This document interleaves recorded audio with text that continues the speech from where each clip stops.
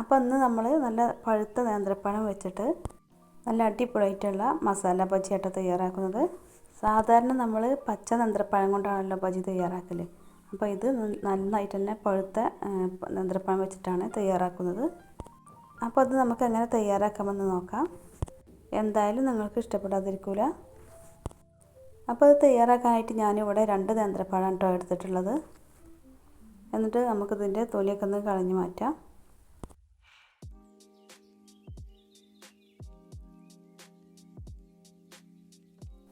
എന്നിട്ട് ഇതേപോലെ നമ്മൾ സാധാരണ പഴംപൊരിക്കൊക്കെ കട്ട് ചെയ്തെടുക്കുന്ന പോലെ തന്നെ കട്ട് ചെയ്തെടുക്കാം.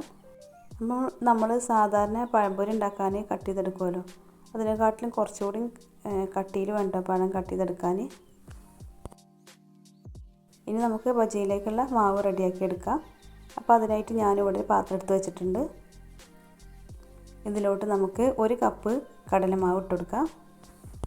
ഇനി ഇതിലോട്ട് നമ്മൾ അതേ കപ്പിന് തന്നെ 1/4 കപ്പ് മൈദപ്പൊടിയാണ് ഇട്ടെടുക്കുന്നത്.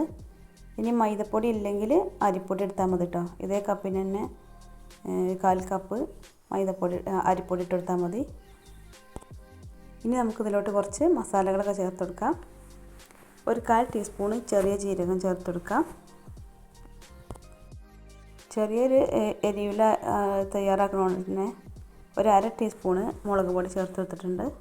അപ്പോൾ നമുക്ക് ഓരോരുത്തരെ എരിവ് എത്ര വേണമെന്ന് വെച്ചെങ്കിൽ അതിനനുസരിച്ച് ഇട്ടെടുത്താൽ മതി. ഇനി ഇതിലോട്ട് ആവശ്യത്തിനുള്ള ഉപ്പ് എത്ര വെച്ചെങ്കിൽ അതിനനുസരിച്ച് ചേർത്തെടുക്കാം. പിന്നെ ഞാനിത് ബാറ്റർ റെഡിയാക്കിയ ഉടനെ തന്നെ അത് ചുട്ടെടുക്കുന്നുണ്ട്. അതുകൊണ്ട് തന്നെ ഞാൻ ഇതിലോട്ട് 1/4 ടീസ്പൂണ് സോഡപ്പൊടിയും കൂടെ ചേർത്ത് കൊടുക്കുന്നുണ്ട്. അപ്പോൾ സോഡപ്പൊടി ചേർത്തെടുക്കണ്ടെന്നുണ്ടെങ്കിൽ ഒരു അരമണിക്കൂറേന് ചുരുങ്ങിയത് നിങ്ങൾ റെസ്റ്റ് ചെയ്യാൻ വെച്ചെടുത്താൽ മതി. അപ്പോൾ സോഡപ്പൊടി ഇട്ടെടുക്കേണ്ട ആവശ്യമില്ല. ഇനി 1/4 ടീസ്പൂണ് ഗരം മസാലയും കൂടെ ചേർത്തെടുക്കാം.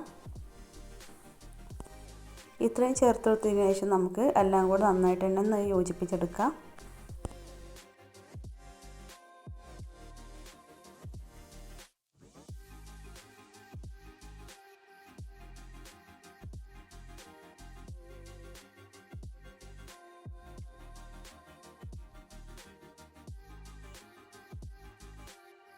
അപ്പോൾ അതെല്ലാം കൂടെ നന്നായിട്ട് തന്നെ യോജിപ്പിച്ചെടുത്തിട്ടുണ്ട്.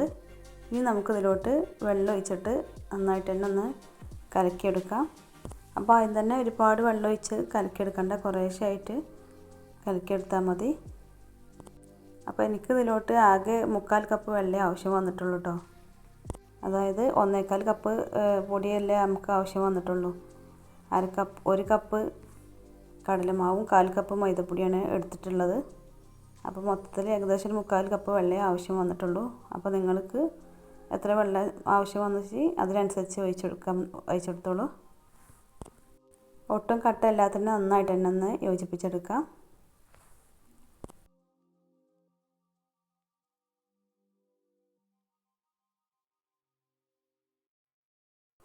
അപ്പോൾ ഇത് നന്നായിട്ട് തന്നെ കലക്കിയെടുത്തിട്ടുണ്ട്. ഇനി ഇതിലോട്ട് നമുക്ക് 2-3 ഇൻഗ്രീഡിയൻസും കൂടെ ചേർത്തെടുക്കാണ്ട്. ഇതിലോട്ട് നമുക്ക് 1/4 കപ്പ് സവാള കട്ട് ചെയ്തതും കൂടെ ഇട്ട് കൊടുക്കാം. അപ്പോൾ നന്നായിട്ട് തന്നെ ചെറുതായിട്ട് കട്ട് ചെയ്താണ് കേട്ടോ ഇട്ട് കൊടുത്തിട്ടുള്ളത്. പിന്നെ ഒരു തണ്ട് മല്ലിയിലയും കൂടെ ഇട്ട് കൊടുക്കാം. ഒരു തണ്ട് കറിവേപ്പിലയും കൂടെ ഇട്ട് കൊടുക്കുന്നുണ്ട്. അപ്പോൾ രണ്ടും ഇതേപോലെ തന്നെ ചെറുതായിട്ട് തന്നെ കട്ട് ചെയ്തിട്ടിട്ട് വേണം ഇട്ട് കൊടുക്കാൻ.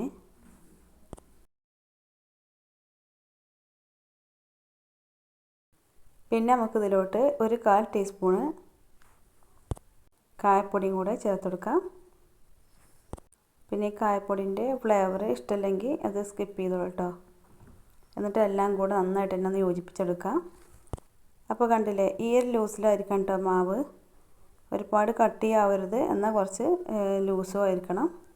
പഴം നമ്മളതിലോട്ട് മുക്കിയെടുക്കുമ്പോൾ നന്നായിട്ട് തന്നെ അങ്ങനെ കവർ ചെയ്തിരിക്കണ ആ ഒരു രൂപത്തിലായിരിക്കണം കേട്ടോ. നമ്മൾ പഴംപൊരിക്ക് ഒക്കെ തയ്യാറാക്കി എടുക്കുന്നതിനേക്കാളും കുറച്ചും കൂടി ടൈറ്റായിട്ട് വേണം മാവ്. അപ്പോൾ ഇനി നമുക്കിത് ചുട്ടെടുക്കാം. അപ്പോൾ എണ്ണ നന്നായിട്ട് തന്നെ ചൂടായി വന്നതിന് ശേഷം ഇതിലോട്ട് നമുക്ക് മാവിൽ മുക്കി കൊടുത്ത് ഇട്ടെടുക്കാം.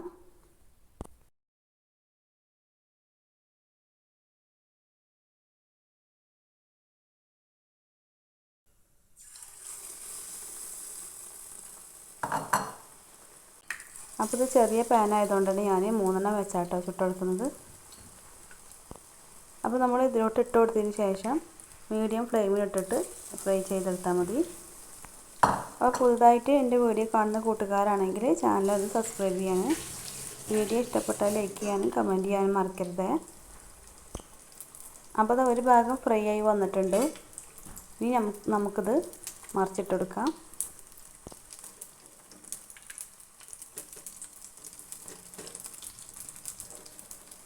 അപ്പോൾ ഇത് ചൂടോടത്തിനൊക്കെ കഴിക്കാൻ നല്ല അടിപൊളി ടേസ്റ്റാട്ടോ. എല്ലാവരും ഇതുപോലെ ഒന്ന് ട്രൈ ചെയ്ത് നോക്കി. അപ്പോൾ സാധാരണ നമ്മളെ പഴുത്ത പഴം കൊണ്ടൊക്കെ പഴംപൊരിയല്ല തയ്യാറാക്കൽ. അപ്പോൾ ഇടയ്ക്ക് ഇതുപോലെ ഒന്ന് റെഡിയാക്കി കൊടുത്തു കേട്ടോ. മക്കൾക്കൊക്കെ ഇഷ്ടപ്പെടാതിരിക്കില്ല. അപ്പോൾ ഇത് നമുക്ക് ചായൻ്റെ കൂടെയൊക്കെ കഴിക്കാൻ നല്ല അടിപൊളിയാണ്. അല്ലെങ്കിൽ നമുക്ക് ചമ്മന്തിയൊക്കെ ഉണ്ടാക്കിയിട്ട് അതിൻ്റെ കൂടെ കഴിക്കാനും നല്ല ടേസ്റ്റാട്ടോ. ഇനി നമുക്ക് എണ്ണയിൽ നിന്നും കോരി മാറ്റാം.